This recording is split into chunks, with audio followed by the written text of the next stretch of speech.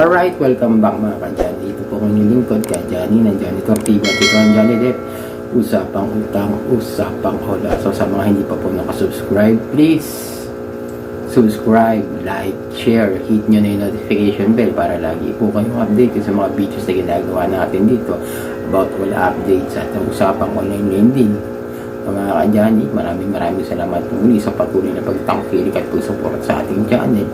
At bago po ang lahat, magsa-shoutout muna tayo dito. Medyo magagawin muna tayo mga shoutout sa umpisa ng ating mga gagawin videos, no? Kaya yung mga gusto pa-shoutout na po kayo. Ito po, Bogski Vlogs TV. Okay, welcome po at maraming pong salamat din sa iyo. Shoutout po kayo dyan. Bogski Vlogs TV. Yan din po si Exen TV. Ako nga pala, parang doon, pusta kayo dyan sa Lakers Field, Alapan, no? Imus, Cavite. Balita. Anong buhay-buhay natin dyan sa Lakers? Ganun pa rin ba? O may pagbabago? Tagal na tayo hindi nakikita. So, siguro mga daling ng mga time, pupunta tayo dyan. Ito si Helmet Man. Master na shoutout po kayo. Marami pong salamat sa pagtakilik, no?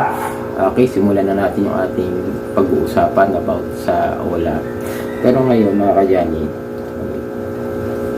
yung pag-uusapan natin mga ka-Johnny is paano kayo makakaiwas sa tapal system sa OLA. So in my experience, di man ganun karami naging OLA ko dahil 5 lang sila talaga. Isa-isa ko ulit, Tala, Bill Ace, Gcash, Digido at saka Mr. Cash. 3 is legit, di po ba napansin ninyo? Mga yung 3 rin hindi nang haharas. Wala akong naging problema sa kanila. Wala akong naging harassment experience doon sa 3. Doon sa 2, loan shark na medyo may mga ginawa pa sa silang na talagang yung isa yung nasa huli na banggit ko, medyo matindi talaga yun. Dahil talagang sila lang yung huling may due, wala pa akong due date mismo, no? As in talagang yung maximum due date ko, yun nakatanggap na ako sa kanila ng mga kung ano-ano, yun nga, mga harassments. Pero bakit ko nagawang hindi damihan ng katulad sa iba, nararanasan ng iba yung sa mga 20, mga 10, 20, 30, 40 na OLA, tapal system. Kasi mga ka-Johnny, ito yan ito yung dahilan kung bakit kayo na papasunod-sunod ng tapal system. Unang-una, ini-stress kayo, di ba? Naiintindihan ko yun. Yung pagbabantaan kayo ng kung ano-ano pag di kayo nakabayad. Siyempre, darating pa yung time din na bigla may mag-o-offer ng kung ano-ano mga lending o mga OLA, magte-text sa inyo, mag-i-email sa inyo. Diyan, sinusure nila yan na bago sila mag-offer sa inyo, medyo nakakatanggap na kayo siguro ng mga harassment before o on due date ninyo. Binibigyan pa kayo ng mga time limit, no? So, bigyan ko kayo ng isang example na para hindi naman kayo maniwala dyan sa mga pinagsasabi nila ng mga sasampahan kayo ng mga kaso. Pakita ko sa inyo yung isa. Meron akong nakita kagabi na dun pa lang sa kanyang pagte-text, huwag natin pinakita yung number. Kasi ito yung example ng pang-harassment nila sa inyo, pang-harass nila, pagbabanta, na kung saan natitrigger yung anxieties, kaya napipigil kayo manghiram. Pero huwag niyong gagawin na gano'n, na huwag kayo magtapal-tapal system sa mga wala lang, kasi magkakasabot yung mga yan. Ito, example ko sa inyo to. Matumireceive ninyo is ganito. Small claims in Data Privacy Act, ayan ang kakaharapin nyo ngayon kung hindi pa din masettle ito. Pasensya na po, we will make action para maiparandam sa inyo na hindi biro ang ginagawa nyo. Tinday nga, pansin ninyo, kung common sense lang gagamitin ko rito, hindi ko na kailangan ng logic dito. Data Privacy Act, kakasuhan yung borrower ng Data Privacy Act. Ang tanong, anong data privacy ang nilabag ng isang borrower? Hindi ba yung mga OLA niya na lumalabag sa data privacy natin? Diba? Common sense na lang sila ngayon nagpapakalat ng number natin, hindi naman natin binibigay sa mga OLA na nag-o-open ng loan. Diba? Siyempre matataranta yun. Huwag kayong naniniwala sa mga pinagsasabi nito, mga ganitong klase ng mga text. Yung sasampahan ka ng stapa, swindling. Yun yung mga isa pa na anti-trigger dyan kung bakit napipilitan mangutang doon sa ibang OLA na nag-o-offer.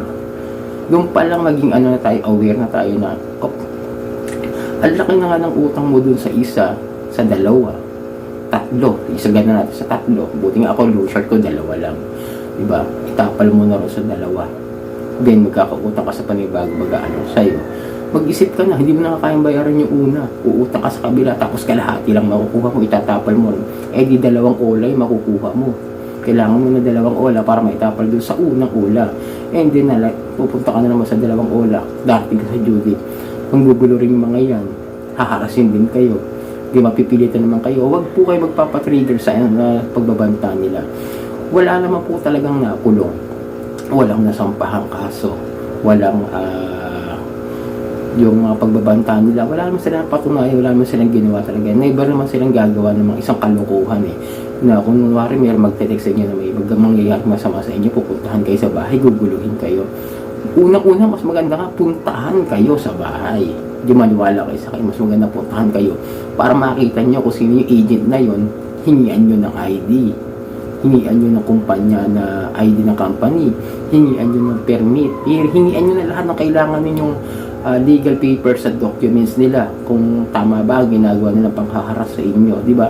Doon pala mag-iisip na kayo para maiwasan yung tapal-tapal system na yan, kasi yung isang ola mo hihiram ka sa dalawang ola, ibabayo sa nauna, ngayon yung tatlo na sila dahil tatakutin din kayo, di ba?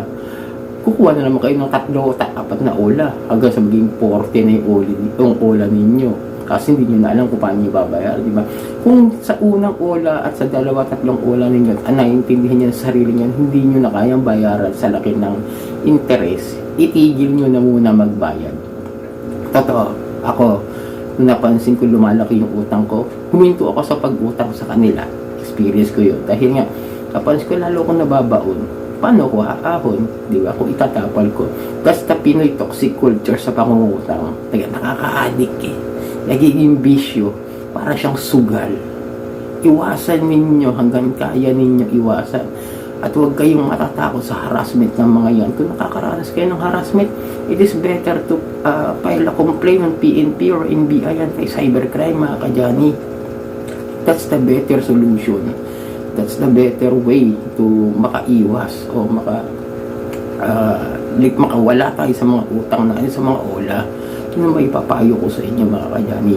Ako, sabihin ko man sa inyo, hindi ako mabait na tao, pero ako may concern ako sa inyo.